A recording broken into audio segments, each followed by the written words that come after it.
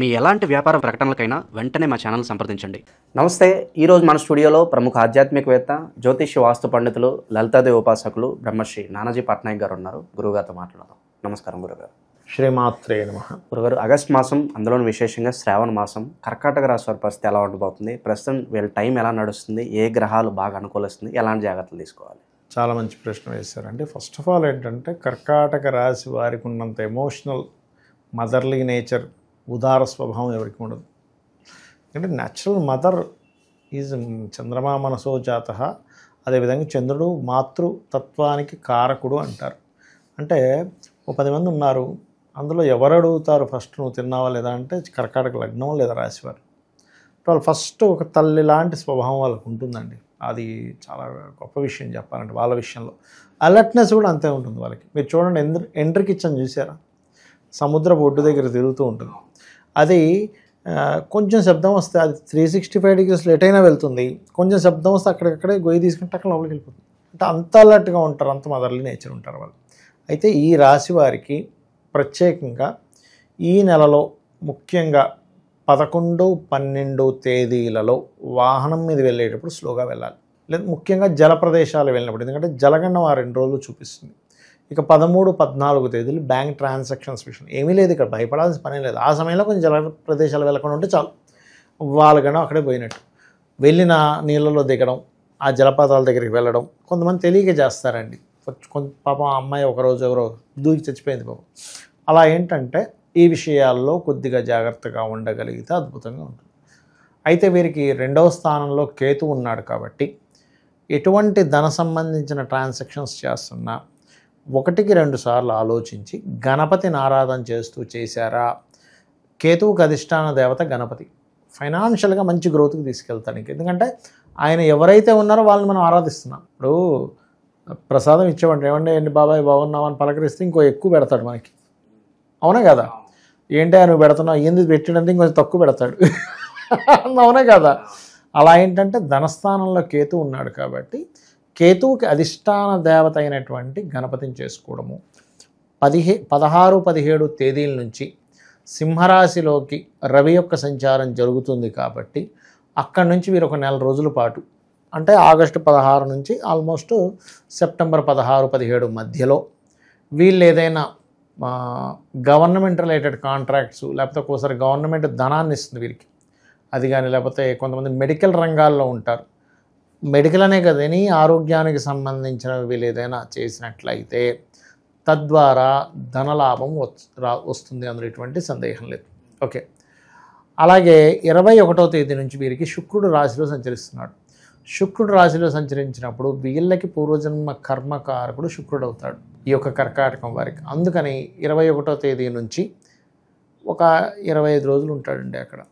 అంతవరకు కూడా ఏంటంటే కొంచెం ఏదైనా వాటర్లో తిరిగేటప్పుడు కానివ్వండి, స్త్రీ మూలకంగా కానీ, ఏదైనా వాహనము గృహము తీసుకునే విషయాల్లో కానీ కొంచెం మనం సర్లే అనేటువంటి ధోరణితో ఉన్నాము అంటే అది ఇబ్బందికి దారితీస్తుంది.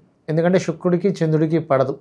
ఈ లగ్నానికి లేదా ఈ రాశికి శుక్రుడు పాపి అవుతాడు, ఆధిపత్య పాపి అవుతాడు.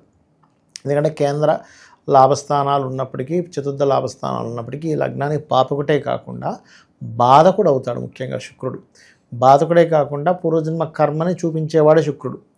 ఈ లగ్నానికి ఏంటంటే సింపుల్గా ఒకటే ముఖతో తేల్చేవచ్చు ఈ జాతకం ఎలాంటిది అనేది. ఎలా అంటే వీళ్ళు కనుక ఎర్లీగా చక్కగా చదువు కంప్లీట్ చేసుకుని, ఎర్లీగా ప్రొఫెషన్లో స్థిరపడి, ఎర్లీగా ఇల్లు కట్టుకున్నారంటే ఇంక వీళ్ళకి జీవితంలో ఇబ్బంది లేదండి. ఇల్లు లేట్ అవుతుంది, చదువు పాడైంది అంటే ఇంకా ఆ జాతకం మనం కొంచెం ఇది ఇబ్బంది అయ్యా, ఇది శుక్రదోషం ఎక్కడ ఉంది అని మనం చేసుకోవచ్చు. ఓకే. ఇక వీరికి ముఖ్యంగా ఇన్వెస్ట్మెంట్స్ చేసేటువంటి విషయంలో 21వ తేదీ వరకు మంచి శుభకార్యాలకి ఇన్వెస్ట్మెంట్ చేయడము, లేకపోతే ఆధ్యాత్మికమైనటువంటి వాటికి వీళ్ళు చేసే ఎటువంటి ఇన్వెస్ట్మెంట్ అయినా 21వ తేదీ వరకు చాలా అనుకూలంగా ఉంది. దాని తర్వాత కూడా బాగుంది. కాకపోతే 21వ తేదీ వరకు, ఎందుకంటే ఈ 2 గ్రహాలు కలిసి ఉన్నాయి. ఈ 2 గ్రహాలు కలిసి ఉండి 6వ స్థానాన్ని చూస్తున్నప్పుడు ఏమవుతుందంటే అప్పులు లభిస్తాయి. రుణం ఏదైతే ఉంటుందో మనం చూడండి, రుణం లభించడం కూడా ముఖ్యం అక్కడ. ఇప్పుడు రుణం లభిస్తుంది వీరికి. అలాగే మరొక విషయం ఏంటంటే సంతానం కోసం చేసే ప్రయత్నం కొంతవరకు వీరికి ఈ నెల రెండు నెలలు కొంచెం సిద్ధిస్తుంది కాబట్టి మనం ఈ నెల మాసం ఫలితాలు చెప్పుకుంటున్నాం కాబట్టి అందులో ప్రధానంగా 21వ తేదీ తర్వాత నుంచి సంతానం విషయంలో స్త్రీ సంతాన యోగం ఎక్కువగా ఉంటుంది. శుక్రుడు లగ్నంలోకి వస్తున్నాడుగా, 5వ అధిపతి 3లో ఉన్నాడుగా, కాబట్టి ఇటువంటి యోగం అనేటువంటిది ఉంది. కాకపోతే ఉద్యోగ కారకుడు అంటే సంతాన కారకుడు మరియు ఉద్యోగ కారకుడు కుజుడు ఎప్పుడైతే 3లో ఉంటాడో ఉద్యోగం కోసం ఉద్యోగం వల్ల ప్రదేశం మారడం అనేటువంటిది జరుగుతుంది. ఎందుకంటే 4వ అధిపతి ఉన్నాడు శుక్రుడు లగ్నంలో, ఇది చరరాశి కదా, శుక్రుడు వాహనానికి గృహానికి కారకుడు కాబట్టి గృహం మారడం ఇటువంటి ఫలితాలు ఇక్కడ ఇస్తాడు. ఇక అదేవిధంగా వీరికి ఏంటంటే ఇప్పుడు అష్టమ శని అయిపోయింది అనుకున్నది కాస్త మళ్ళీ వెనక్కి తిరిగి వస్తుంది శని. ఈ వెనక్కి తిరిగి రావడం వల్ల ప్రధానంగా కొన్ని విషయాలు ఎలా అంటే ఇప్పుడు గ్యాస్ ప్రాబ్లమ్స్ రావడం, లేకపోతే కొన్ని నిందలు చెయ్యని విషయాలు కొంత నిందపడడం, అది కూడా స్త్రీ మూలకంగా 21వ తేదీ నుంచి ఎక్కువ ఉంటుంది. కాబట్టి ఈ యొక్క అంశాల్లో కాస్త జాగ్రత్తగా ఉండాలి. క్రియేటివ్ ఫీల్డ్ వాళ్ళకి మరియు అందులో ముఖ్యంగా కళారంగాల్లో ఎవరైతే ఉంటారో డిజైనింగ్ కానివ్వండి, యానిమేషన్ కానివ్వండి, డ్యాన్స్ కానివ్వండి, పాటలు పాడే వాళ్ళకి కానివ్వండి, వీరికి చక్కటి అనుకూలమైనటువంటి వాతావరణం ఉంది. అందులో ముఖ్యంగా మీ యొక్క సంతానాన్ని కూడా విదేశాలకు పంపించడానికి చేసే ప్రయత్నం కొంతవరకు ఫలిస్తుంది. ఓకే. మరియు మరొక విషయం ఏంటంటే ఇక్కడ మీ యొక్క ఈ జాతకుల యొక్క సంతానం అంటే ఈ కర్కాటకం వారి యొక్క సంతానాన్ని 11, 12 తేదీలు కొంచెం నీటి ప్రదేశాలు వెళ్ళినప్పుడు కొంచెం జాగ్రత్తగా ఉండమని చెప్పాలి.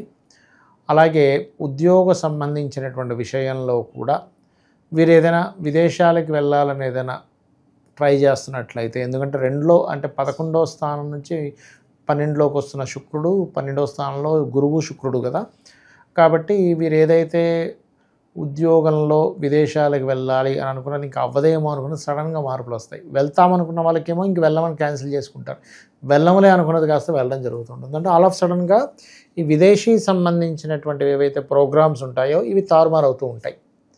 అది ప్రధానంగా ఉంది. ఇక వీళ్ళు ఎక్కువగా లక్ష్మీ నృసింహస్వామి యొక్క ఆరాధన చేసుకోవడం మంచిది.